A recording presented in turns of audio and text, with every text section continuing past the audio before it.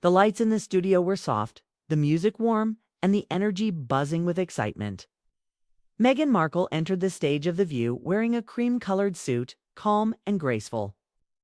The audience erupted with applause as if welcoming not just a guest, but a symbol. Cameras rolled. The hosts smiled. Everyone expected a safe conversation, talk of motherhood, podcast work, philanthropy. But something else was waiting. Joy Behar led the beginning with her usual charm. Sunny Hostin spoke gently, asking Meghan about mental health advocacy. Meghan answered smoothly, her voice calm, her words measured. She spoke about healing, truth, and standing up for what she believed. It felt like a quiet victory. The studio seemed wrapped in a soft glow of understanding. But it didn't last. When the subject turned toward the British royal family, the temperature shifted. Meghan remained composed, but her eyes sharpened. She said softly, "Some institutions don't break, they silence. And when you speak inside one, the walls listen." Then came the moment. Whoopi Goldberg leaned forward slowly, hands clasped on the table, eyes locked on Meghan. The room fell quieter. "Okay?" Then, with a tone that cut through the air like cold steel, she asked, "Do you ever feel that you helped cause the divide?" "Not just survived it." There was a sharp silence. The audience held its breath. Meghan blinked. Her jaw stiffened. Then, in a firm but even voice, she replied, "I spoke my truth in a system built on silence and shadows. If division came from that, it says more about what was hidden than what I revealed." Whoopi didn't blink. But when does truth become a brand? That was the moment everything turned. The other co-hosts looked uneasy. Sarah N. shifted in her chair. Joy tried to change the subject. But Meghan was already leaning in, voice slightly raised, words sharper now.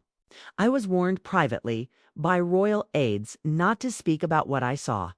Certain operations, certain intelligence protocols. I stayed quiet for years. But let's not pretend everyone else did."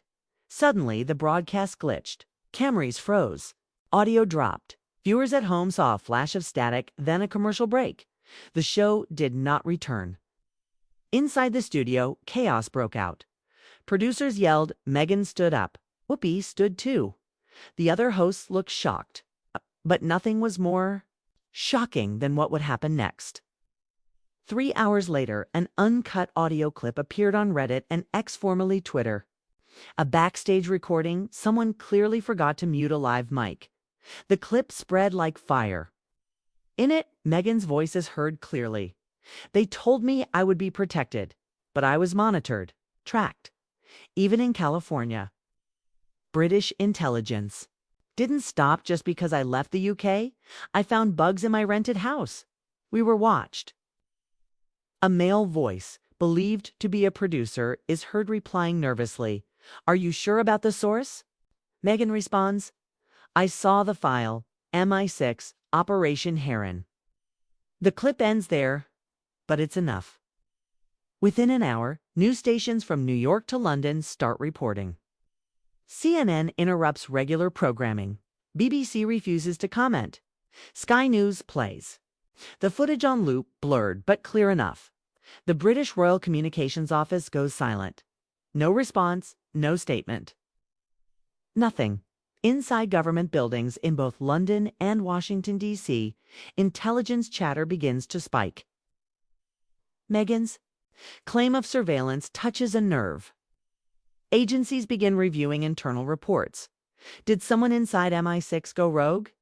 Was a high-profile American citizen really being watched on U.S. soil? Reporters start calling former royal security advisors. Some deny everything. But one anonymous former officer tells a European outlet it's not impossible. She became a threat to the image, and image is everything. Social media breaks into chaos. Hashtags trend globally. Hashtag Operation Heron. Hashtag Meghan leak. Hashtag View scandal. Whoopi Goldberg issues no statement. Her publicist declines to comment. ABC remains quiet. But insiders whisper the network is under pressure. From who? No one says. By nightfall, the leaked audio is all over the world. Meghan is nowhere. To be seen, paparazzi surround her Montecito home, but there's no movement. Her team releases a short note. We stand by the truth. Always. Meanwhile, inside a dimly lit intelligence facility in Virginia, a man opens an encrypted file marked Heron_A12. He listens. Then he picks up a secure phone. He may have a bigger problem, he says. She knows more than she should. Next morning, the world was different. News anchors across the globe opened with one headline. Meghan Markle exposes secret operation on live TV. The clip of her voice backstage.com. Unwavering, referencing Operation Heron and surveillance. In California, played on repeat. The phrase "I saw the file" echoed across the internet like a warning shot. In London, the British press reacted first.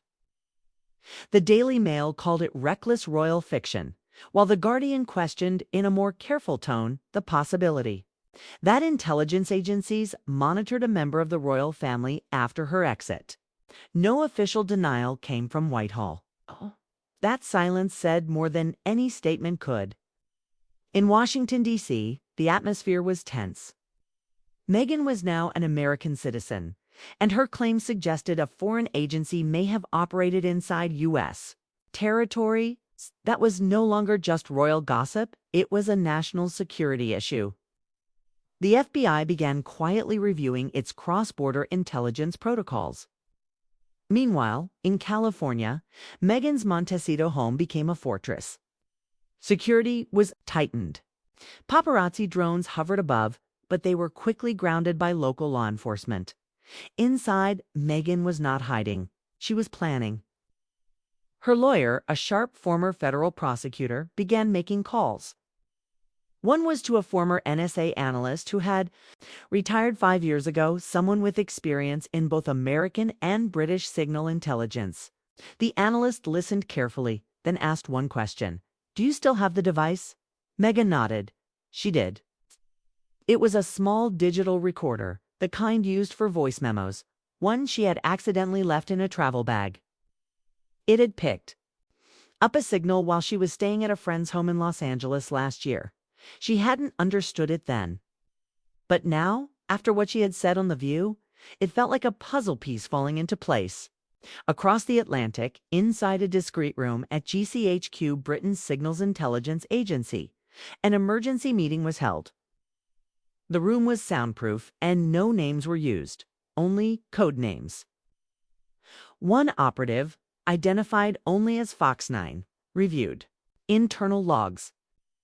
Operation Heron had been decommissioned officially in 2020, but someone, somewhere, had kept it alive.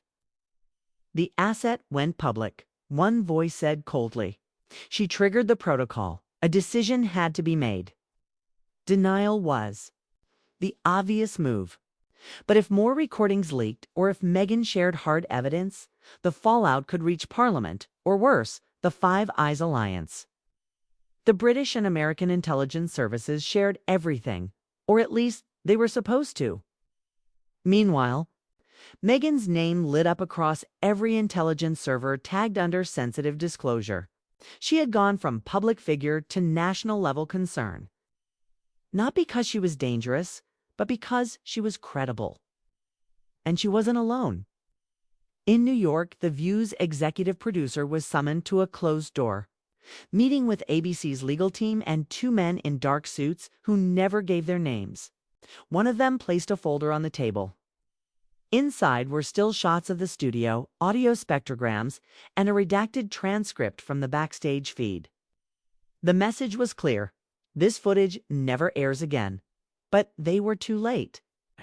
Within 12 hours of the leak, a second clip appeared online. This one showed Meghan talking to a woman backstage, her former communications aide from her time in the palace. The aide's voice was shaky. Do you remember the old red file, right? The one labeled Knightsbridge? I was never supposed to leave Windsor? Meghan didn't answer in the clip, but her face gave it away. She knew what night meant. Within minutes of the video spreading, British cybersecurity units tried to shut down the links, but the damage was done. Copies had already made it to independent journalists, foreign media, and encrypted file-sharing networks. Someone even uploaded it to an academic whistleblower archive. By evening, the White House had been briefed. President and national security. Advisors were warned of possible UK interference in American domestic affairs. Diplomatic channels went into overdrive. That night, as most of the world watched talking heads speculate, Meghan sat in a quiet room, writing. Her hands were steady. She was drafting a letter, not to the media, not to the royal family, but to the public. She knew what came next wouldn't be a war of words. It would be a battle of evidence, timing, and truth. Somewhere, someone powerful had decided she had said too much, but she had more, much more. And now, she wasn't afraid to use it. Meghan's letter was never posted online. It was never read on television or leaked to the press. Instead, it was hand-delivered by a private courier to two places: the U.S. Senate Intelligence Committee and the Office of an Independent International Investigative Group based in The Hague. She had written every word herself. No lawyer present, just her thoughts, calm, deliberate, and dangerous. In it, she referenced dates, names, coded, and locations where classified conversations had taken place. She claimed she had received unofficial briefings during her time as a working royal, not from palisades, but from figures attached to the infrastructure of state secrecy. She referenced a term unfamiliar to most: Knightsbridge Protocol, a supposed internal document dictating how members of the royal family could be monitored or even manipulated if they were perceived to be a risk to the institution. The letter made clear, Meghan believed she had been under surveillance not by mistake, but by design. Within 24 hours, the Senate committee issued a private memo to Homeland Security and the Department of Justice, called for a quiet but urgent investigation into possible unauthorized foreign intelligence activity. Behind closed doors, the phrase potential breach of sovereignty was used. In London, the Royal Communications Office issued a single-line press release. The Duchess of Sussex is no longer affiliated with the working royal family and speaks only on her own behalf. It was intended to distance. Instead, it fueled speculation. Meanwhile, in the newsroom of The Guardian, a journalist named Hannah Qureshi had been following the story closely. She had covered royal affairs for years, but something about this felt different, darker. She received an encrypted tip that led her to an old source, a retired counterintelligence officer who had once served as a liaison between MI6 and the royal household. The man agreed to meet her in a dim cafe near Paddington. He wore no coat despite the rain and spoke like every word might be his last. She was never supposed to talk, he said softly. They had a plan to keep her quiet after the Oprah interview. Not anything violent, just contain her. But she didn't break the rules. She rewrote them. Hannah leaned in. Is Knightsbridge real? The man stared at his tea, then looked her dead in the eye. Knightsbridge is older than any of them. It's not just about her. It's about anyone who gets too close to the truth. That night, Hannah filed a report. Her editor, usually cautious, refused to run it. Too thin. Too dangerous, he said. But the draft still existed.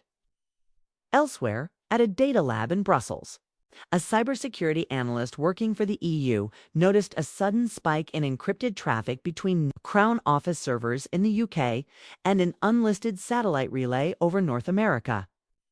It was flagged, then flagged again. Someone inside the British government was scrambling to clean digital footprints or erase them entirely. The analyst sent the metadata to a global consortium of transparency activists.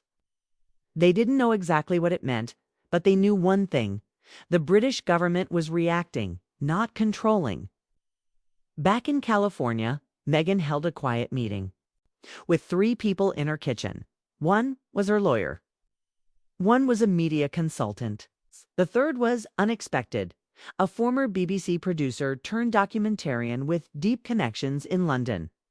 Meghan poured tea, sat down, and asked just one question. If we do this, how fast can we make it global? The answer came without hesitation. 48 hours. If you give us the files, Meghan walked to her study and returned with a slim, locked hard drive. It had a label on it in black pen, Autumn Hall. That was the name of the estate where she once stayed during a diplomatic tour in Africa. It was also the same tour during which, according to her memory, she first suspected her devices were being cloned. Across the globe, the pressure grew. Australian news anchors began questioning the UK's silence. In Canada, opposition MPs demanded to know whether their own intelligence services were involved. Even in South Africa, a major outlet ran a segment titled "The Monarchy and the Empire's Shadow." What did Meghan know? The fuse had been lit, and then something strange happened. The producer of The View, the very one who had tried to bury the footage, resigned. No reason was given. Personal statement was cryptic. Some stories can't be edited. They demand to be told. That evening, Meghan stood on her balcony as the sun dipped into the Pacific. Her phone buzzed. It was a message from her former aide in London. They've activated it. Nightbridge wasn't just a protocol. It was a warning system. They know you have the drive. Meghan put the phone down and stared into the orange sky. No more waiting. No more silence. It was time to go public. The next morning, every major newsroom in the world woke up to a single headline. The drive exists. No one knew who published it first. It appeared almost simultaneously in over a dozen languages: French, Arabic, Japanese, Swahili, Portuguese. It wasn't a leak, it was a declaration. The Autumn Hall hard drive had been duplicated, encrypted, and shared with 7 independent media organizations under a strict release protocol. If any of them were compromised, the others would release the files in full. And with that, the game changed. In London, the cabinet held an emergency meeting, not in Parliament, but in a secure underground facility known as Room 91. Phones were banned, papers were burned after review. The Prime Minister didn't speak for the first 10 minutes. He only listened as a former intelligence director laid out the potential implications of what was on the drive. It allegedly contained audio recordings from 2019 and 2020 private palace meetings, security briefings, internal correspondence suggesting that certain royal advisors had coordinated with unnamed operatives to manage, monitor, and ultimately neutralize Meghan as a reputational threat. There were code names, surveillance logs, even satellite data. Back in the US, on cable news, analysts were divided. Some dismissed it as digital blackmail. Others called it the beginning of a transparency revolution. But what no one could ignore was the shift in Meghan's tone. She had gone from public figure to political disruptor without stepping inside any government building. Late that evening, she agreed to do one interview. It wasn't with Oprah. It wasn't with CNN or even the BBC. It was with an independent YouTube journalist named Noah Quaim, a former war reporter turned underground media sensation known for his raw, uncut interviews. The set was simple. 2 chairs in a quiet room, 1 mic each, no script. The video, titled "I Stayed Silent, Now I Won't," crossed 40 million views in 5 hours. "I never wanted to be a symbol," Meghan said. "I wanted to live. But every time I stayed quiet, the machine kept spinning. I was briefed. I was tracked. And now, because I didn't disappear, they're afraid of what I still remember." Kwame asked her directly, "Are you saying the monarchy ran intelligence ops on its own members?" Meghan paused. "I'm saying the monarchy isn't one family, it's a system. And systems protect themselves no matter who they have to destroy." At that moment, as the video played on millions of devices across the world, the second file from the Autumn Hall drive was decrypted. This one contained raw footage, unseen security cam videos from royal estates, filtered call transcripts between aides, even a spreadsheet titled "Come Strategy, Discredit Duchess." Within hours, an anonymous source verified the footage's authenticity using time codes embedded in Crown Office logs.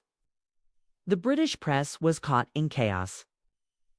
Half of them tried to ignore the story. The other half ran it without commentary, almost in fear. One major tabloid issued an apology for years of coordinated misinformation, then went offline completely for 36 hours.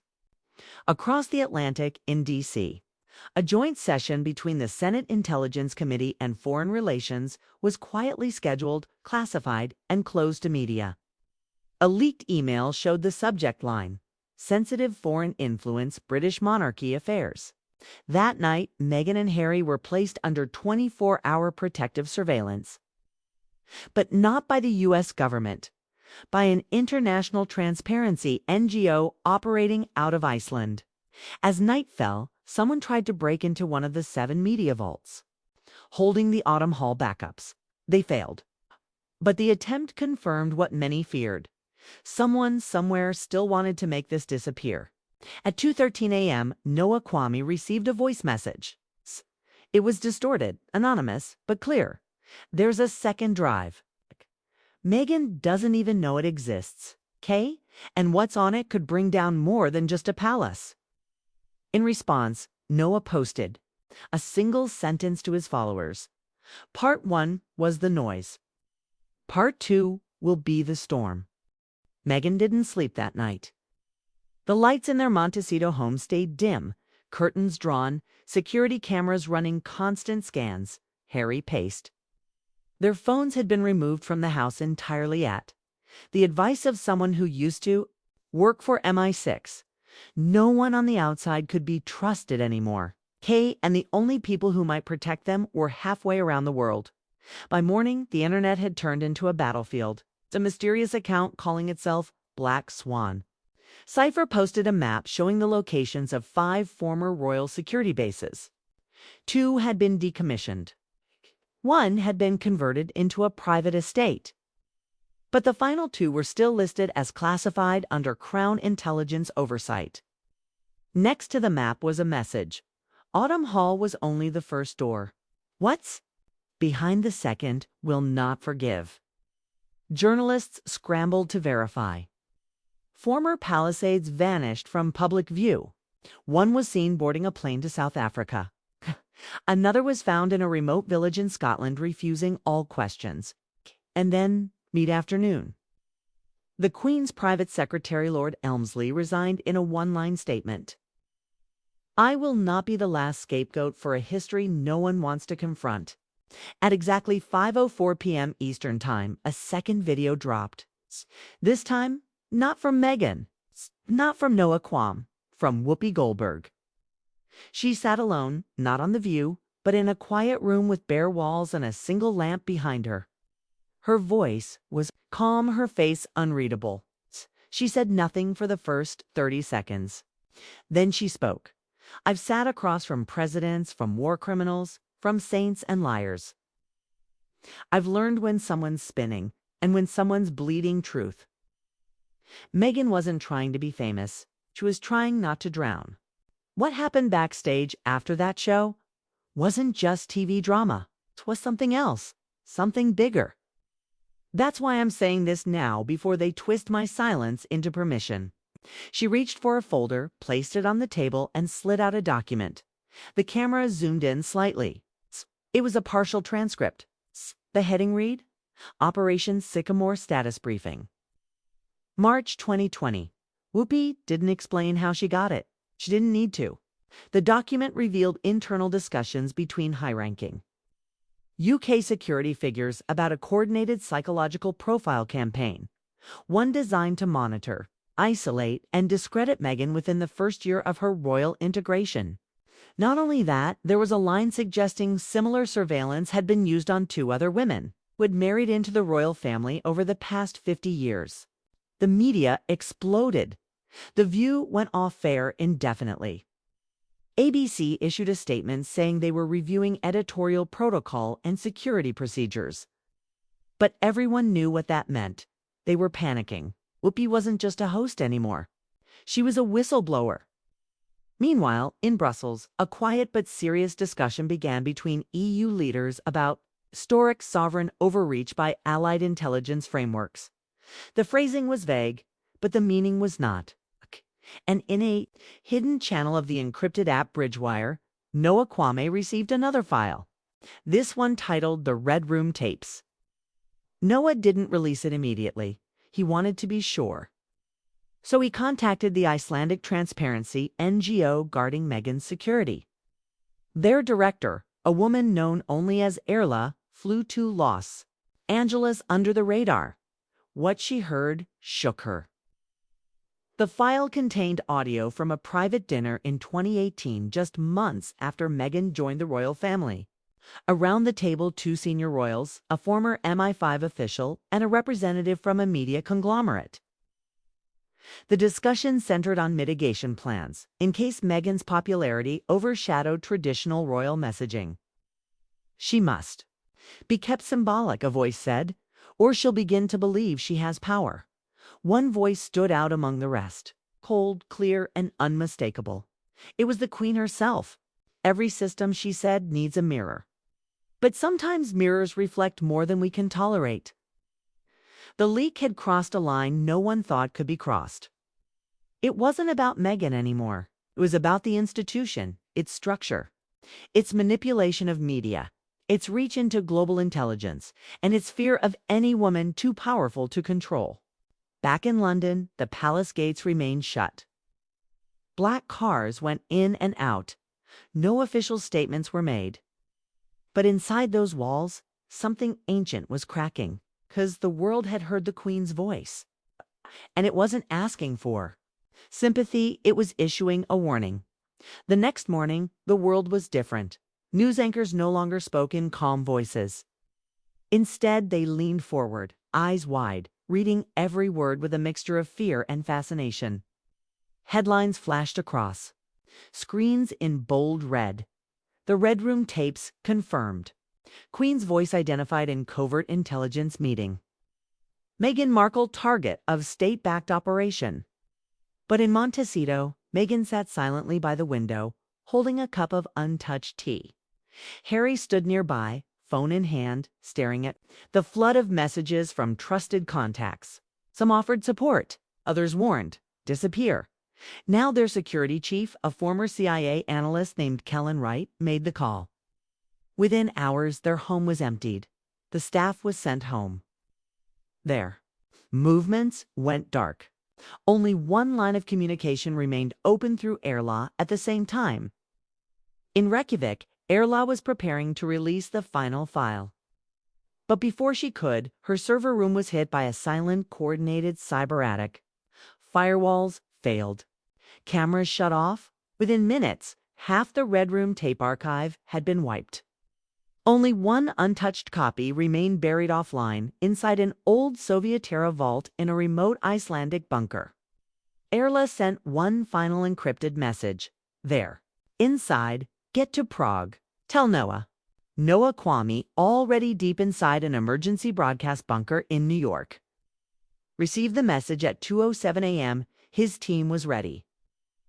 Using old satellite routes and cold chain delivery, they activated Phase Greylighten operation designed not just to leak information, but to force it onto the floor of global power.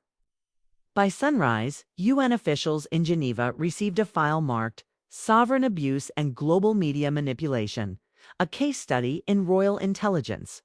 It included the Red Room, transcript MI5 whistleblower testimonies, and previously unseen surveillance blueprints from inside British media outlets.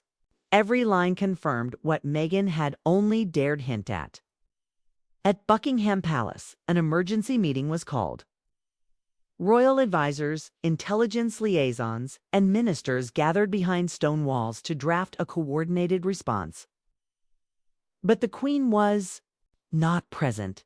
Instead, a spokesperson read a short statement. There are moments in history when silence protects legacy. Today is not one of them. Truth will be met with consequence. The meaning was cryptic but ominous. Meanwhile, Whoopi Goldberg vanished. Her apartment was found empty, car abandoned near the Hudson. No signs of struggle, but no communication either. Her phone was turned off. Her staff refused to speak. Some said she went underground to avoid retaliation. Others whispered something darker. That same night, an anonymous video appeared on a new platform. It was low resolution, filmed in a dim room. A woman's voice, Whoopi, spoke calmly. "I may not survive this, but you have to understand this wasn't about one woman. It was about all the systems built to silence truth with a crown. And the ones who enforced it, they're still out there, watching, waiting." Then static. The video ended. The internet exploded. Governments began issuing statements of deep concern. Canada called for an emergency review of intelligence alliances with the UK. Germany suspended a data-sharing treaty. Even Australia began to reconsider its Commonwealth commitments. But it wasn't just politics now. It was personal. Victims. From decades past, former royal staff, foreign journalists, activists who had been silenced started coming forward. Their stories echoed one another. Surveillance, threats, manipulation, and always the same phrase whispered through the halls of power. She must be kept symbolic. And then came the final twist. In the dead of night, an old radio station in northern France picked up a signal on a military frequency. It was coded, scrambled, almost missed by accident. When decrypted, the message was short. "The Black Swan has moved. The next name is not hers. It's his." Within an hour, rumors began spreading across encrypted channels. Prince Harry was now the target, not for silence, but for something more dangerous, because Harry had kept something back, a final piece. Something even Meghan hadn't seen. And now he was ready to use it. The plane touched down in Geneva just before sunrise. Harry stepped out wearing a plain black coat. No entourage, no visible protection, just a single backpack. Inside, buried under layers of cloth and foil, was a drive known only to a few people on Earth. Project Bishop. A file so sensitive that even naming it in intelligence circles was a career-ending risk. Meghan had stayed behind. They had agreed. One of them had to remain hidden in case the other fell. Inside the UN complex, security was tight. Noah Quam met Harry in silence. No greeting, no handshake.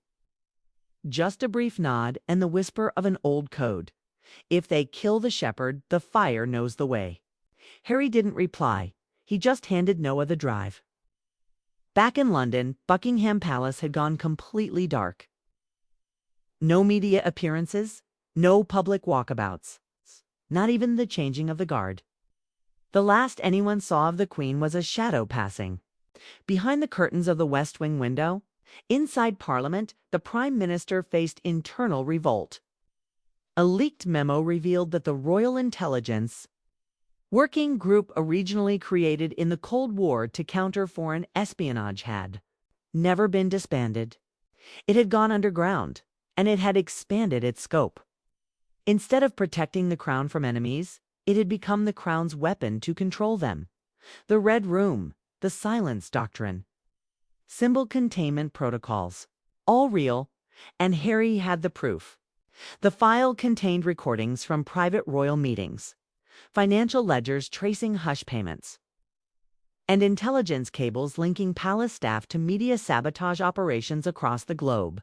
Even more damning, the final section of the file included intercepted conversations between top-level UK and US officials, discussing media influencers as threats to strategic stability. Meghan's name was circled in red. At the UN Emergency Summit, Harry was given 10 minutes to speak. He didn't waste a second.